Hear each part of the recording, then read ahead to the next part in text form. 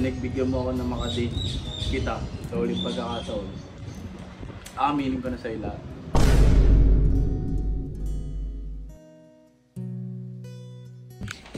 Tigil! Tigil! Tigil! Ano yun? Uy, Bigay mo naman eh. tumingay. Ano, maabot na ng lagpas-lagpas yung likes. Mas madami likes kaysa sa heart. Tawang-tuntawa ng mga nature, putik. Panta! To! Tara na! Uy! Saan mo na dali sa tigil?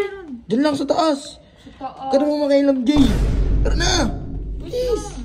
Ano bang gagawin na? Muna! Basta! Sige. Basta! Ang bahala dito, okay? Andiyan na ba siya sa taas? To, akit na. Suotin mo muna to, blindfold ka muna. Siyempre para surprise. Ay, maganto po. Oo. Sige. May nakikita ka? Wala ko nakikita. Ba't may mata? Gago. Dito yun eh. Diyan ba yan? Sige. Gi, bang, wait lang. Alalayan kita. Gi, bilis. Pag nalaglag ka, kasalanan mo na yun, ha? Gi, diretso lang. Asan tayo? Diretso. Nandito pa tayo sa sala. Gi, diretso. Sige, diretso. Kasi baka may something eh. Parang may nakikita ka eh. Wala ko nakikita. Okay, diretso. Diretso lang. Tsaka muna. Wait lang. Wait lang. Diyan ka lang, Atiel, ha. Ang buksan natin ng mga ilaw. Wow! Ayos to, ha. Wait lang. Diyan ka lang. Mamaya mo na anuin. Wait lang. Ito, boss, maganda yung PUV. Di, may nakalimutan ako. Ito, oh. Suot mo yan, ha. Ayos ba? Sige, teka lang, ha. Okay. 1, 2, 3.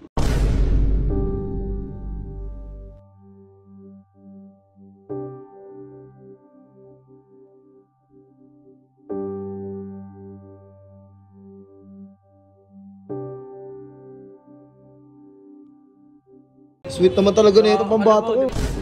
Thank you pala sa mga tao kasi mas maraming likes. Kasi Oo naman, syempre. Binigyan nyo pa ako ng isa pang chance na makasama si Hel. Huwag kayong mag-alala, sabihin ko lahat ng gusto mo sabihin. Nangyari.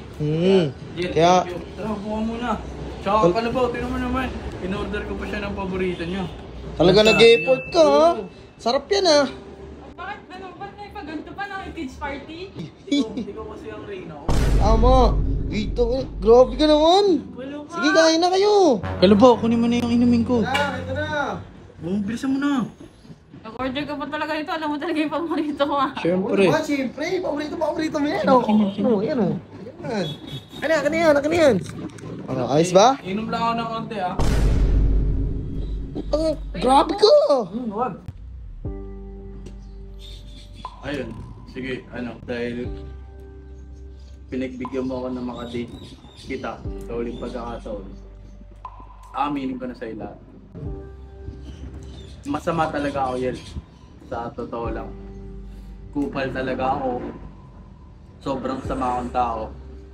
Pero nung dumating yung League of Legends natin, parang nakalimutan kong maging masama. Napasarap ako masyado. Kilasob, dun sa Ganggang Buster, nakalimutan ko na yung kung ano talaga yung mission ko, kung bakit ako nandun, kung bakit ako pinadala ni Boss Lucio kay 150. At naalala ko lang lahat yun nung dumating siya. Sino? Hindi ko mapigilan kasi kamag-anak ko yun, Kalabaw eh. Oo, totoo naman. Siyempre. Siya din kasi talaga tumulong sa pamilya ko eh.